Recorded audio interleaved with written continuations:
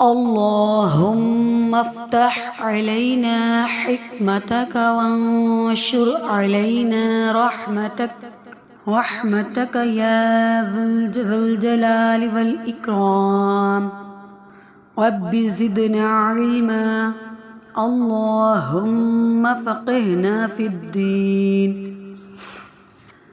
سبق نمبر 5۔ اعوذ باللہ من الشیطان الرجیم۔ یعظکم اللہ ان تعودوا لمثلہ ابدا ان کنتم مؤمنین۔ یعظکم اللہ، نصیحت فرماتا ہے تمہیں اللہ، ان کہ تعودوا، تم نہ لوٹنا، لمثلہ، اس جیسی بات کی طرف، ابداً کبھی بھی، ان اگر، کنتم تم ہو، مؤمنین ایمان والے۔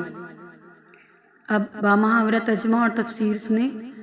اللہ سبحانہ وتعالی تمہیں نصیحت فرماتا ہے کہ دوبارہ کبھی اس طرح کی بات کی طرف نہ لوٹنا اگر تم ایمان والے ہو۔ اس کی تفسیر مبارکہ سماعت فرمائیں کہ امام فخر الدین رازی رحمۃ اللہ تعالی علیہ فرماتے ہیں، اس آیت کا معنی یہ ہے کہ سابقہ آیات میں مذکور کلام سے تمہیں معلوم ہو گیا کہ حضرت عائشہ صدیقہ رضی اللہ تعالی عنہا پر تہمت لگانا کتنا بڑا گناہ ہے، اور یہ بھی معلوم ہو گیا کہ اس جرم کی وجہ سے حد لگے گی، دنیا میں ذلت و رسوائی اور آخرت میں عذاب کا سامنا کرنا پڑے گا۔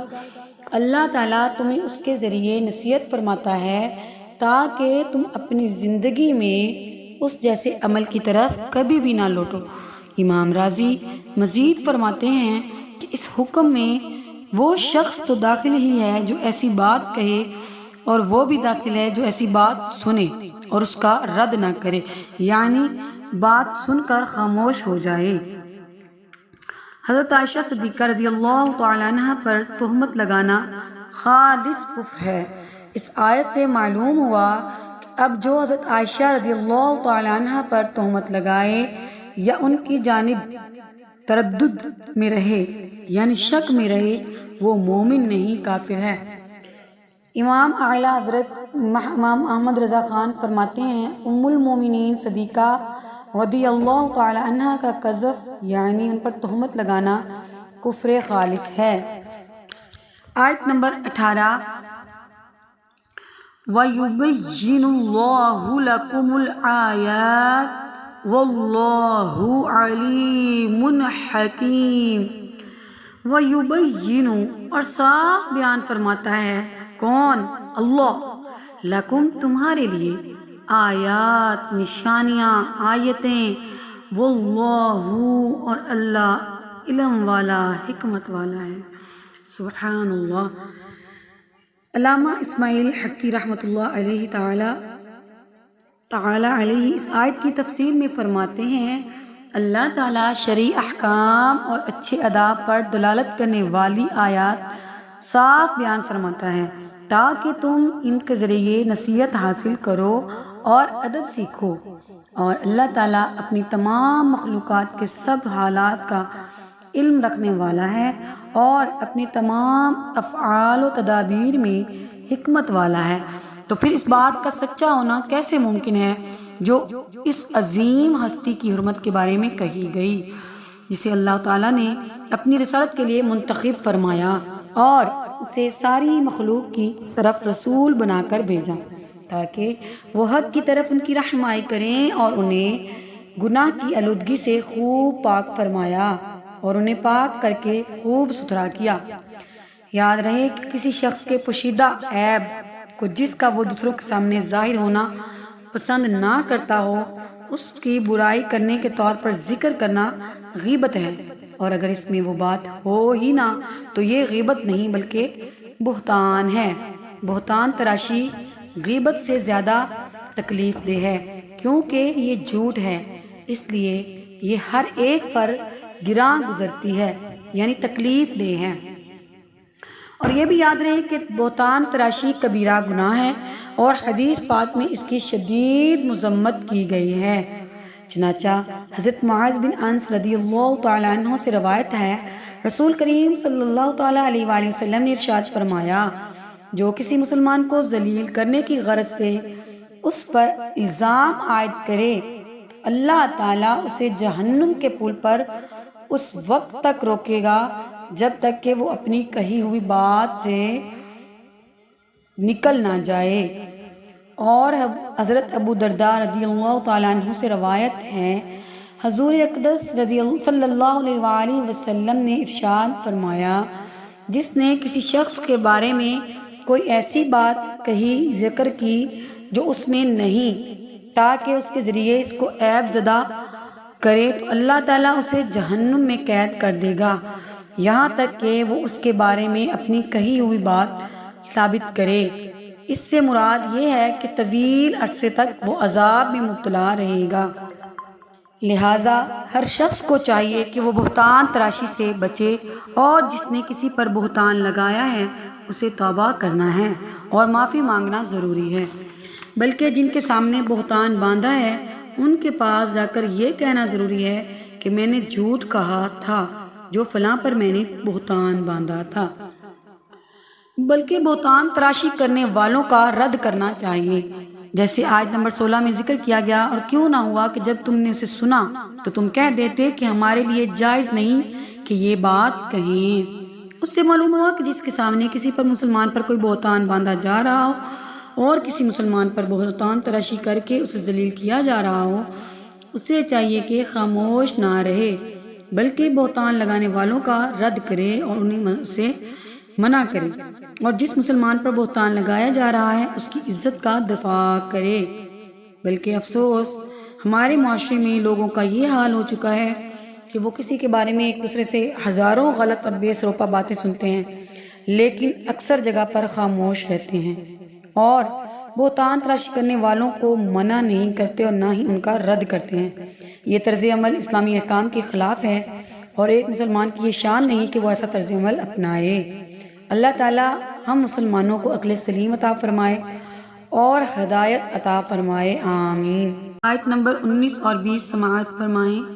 ان الذین یحبون، بے شک وہ لوگ جو چاہتے ہیں، ان تشیع، کہ پھیلے، فاحشۃ، بے حیائی، الذین، ان لوگوں میں جو آمنوا، ایمان لائے، لہم عذاب علیم، تو ان کے لیے دردناک عذاب ہے، فی الدنیا والآخرہ، دنیا اور آخرت میں، واللہ یعلم، اور اللہ خوب جانتا ہے، وانتم لا تعلمون، اور تم نہیں جانتے، ولولا فضل اللہ، اور اگر نہ ہوتا اللہ کا فضل، علیکم، تم پر، ورحمتہ، اور اس کی رحمت، وان اللہ رؤوف الرحیم، اور یہ کہ اللہ بے حد مہربان رحم فرمانے والا ہے۔ اس آیت کا معنی یہ ہے کہ وہ لوگ جو یہ ارادہ کرنا چاہتے ہیں کہ مسلمانوں میں بے حیائی کی بات پھیلے، ان کے لیے دنیا اور آخرت میں دردناک عذاب ہے۔ دنیا کے عذاب سے مراد حد قائم کرنا ہے، چنانچہ عبداللہ بن ابی، حضرت حسان اور حضرت مصطح رضی اللہ تعالیٰ عنہما کو حد لگائی گئی، اور آخرت کے عذاب سے مراد یہ ہے کہ اگر توبہ کیے بغیر مر گئے تو آخرت میں دوزخ ہے۔ مزید فرمایا، اللہ تعالیٰ دلوں کے راز اور باطن کے احوال جانتا ہے اور تم نہیں جانتے۔ بے حیائی پھیلانے والے افراد کو نصیحت۔ اشاعت سے مراد پھیلانا ہے اور ظاہر کرنا ہے، جبکہ فاحشہ بے حیائی کو کہتے ہیں۔ وہ تمام اقوال اور افعال مراد ہیں جن کی قباحت بہت زیادہ ہے، اور یہاں آیت میں اصل مراد زنا ہے۔ البتہ یہ یاد رہے کہ اشاعت فاحشہ کے اصل معنی بہت وسعت ہے، اور چنانچہ اشاعت فاحشہ میں جو چیزیں داخل ہیں ان میں سے بعض یہ ہیں: کسی پر لگائے گئے بہتان کی اشاعت کرنا یعنی پھیلانا۔ اگر کسی نے جھوٹا بہتان آپ کو بتایا ہے، آپ آگے اسے پھیلاتے ہی جائیں، بلکہ اس کو روکے نہ، آپ آگے دوسرے کو بات بیان کریں، وہ آگے دوسرے کو بیان کرے، یہ اشاعت فاحشہ ہے۔ کسی کے خفیہ عیب پر مطلع ہونے کے بعد اسے پھیلانا۔ استغفر اللہ۔ اور آج یہ ساری بیماریاں ہمارے اندر پائی جاتی ہیں۔ اللہ تعالیٰ سے دعا ہے کہ اللہ تعالیٰ ہمیں ہدایت نصیب فرمائے۔ علماء اہل سنت سے بتقدیر الہی کوئی لغزش واقع ہو تو اس کی اشاعت کرنا، حرام کاموں کو ترغیب دینا، ایسی کتابیں لکھنا جیسے رسالے شائع کرنا، ڈرامے لکھنا جن میں موجود کلام سے لوگ کفر اور گمراہی میں مبتلا ہوں، یا ایسی کتابیں، اخبارات، ناول، رسائل اور ڈائجسٹ وغیرہ لکھنا شائع کرنا جن سے شہوانی جذبات ابھرتے ہوں، فحش تصویر اور ویڈیوز بنانا، بیچنا اور انہیں دیکھنے کے ذرائع مہیا کرنا۔ استغفر اللہ۔ ایسے اشتہار اور سائن بورڈ وغیرہ بنوانا یا لگوانا جس میں جاذبیت اور کشش پیدا کرنے کے لیے جنسی ارنیات سہارا لیا گیا، زنا کاری کے اڈے چلانا۔ ان تمام کاموں میں مبتلا حضرات کو چاہیے کہ خدا را اپنے طرز عمل پر غور فرمائیں، بلکہ خاص طور پر ان حضرات کو زیادہ غور کرنا چاہیے جو فحاشی و اعیانی اور اسلامی روایات سے جدا کلچر کو عام کر کے مسلمانوں کی اخلاق اور کردار میں بگاڑ پیدا کر رہے ہیں، اور بے حیائی اور فحاشی کے خلاف اسلام نے نفرت کی جو دیوار قائم کی ہے اسے گرانے کی کوششوں میں مصروف ہیں۔ اللہ تعالیٰ انہیں ہدایت اور عقل سلیم عطا فرمائے اور ان سے عبرت حاصل کرنے کی توفیق عطا فرمائے، آمین بجاہ النبی الکریم۔ ایک حدیث مبارکہ سماعت فرمائیں اس کے متعلق کہ حضرت جریر رضی اللہ تعالیٰ عنہ سے روایت ہے کہ نبی کریم صلی اللہ علیہ وسلم نے ارشاد فرمایا، جس نے اسلام میں اچھا طریقہ رائج کیا اس کے لیے اسے رائج کرنے اور اپنے بعد اس پر عمل کرنے والوں کا ثواب اور ان پر عمل کرنے والوں کے ثواب میں کچھ بھی کمی نہ ہوگی، اور جس نے برا طریقہ رائج کیا اس پر اس طریقے کو رائج کرنے اور یعنی جو ہم کہتے ہیں نا بدت، اہل سنت جو ہیں وہ کہتے ہیں بدت حسنہ اور بدت سیئہ، یعنی ہم جو لوگ ہیں یہ دو بدتیں مانتے ہیں۔ بدت حسنہ کوئی اچھا کام ہے، اچھا کام جو چلایا اور لوگ اس پہ قائم ہوئے تو یہ بدت حسنہ ہے۔ اگر کوئی غلط کام کی ترجیح دی، کوئی غلط کام رائج کر دیا دنیا میں اور پھر اس کو ترجیح کر دی، اس کی یعنی اس کی پروموشن کر دی، تو یہ برا کام ہے اور یہ بدت سیئہ ہے، اس کا کرنے والا گناہ گار ہوگا اور اس طریقے پر رائج کرنے والے لوگوں کا گناہ بھی اس کے سر ہوگا اور اس میں کوئی کمی نہ ہوگی۔ آخری آیت میں ہے کہ اللہ تعالیٰ کا اگر فضل اور اس کی رحمت نہ ہوتی اور یہ کہ اللہ نہایت مہربان رحم فرمانے والا ہے تو اللہ تعالیٰ تمہیں تمہاری اس حرکت کا مزہ چکھاتا اور اس کا عذاب تمہیں مہلت نہ دیتا۔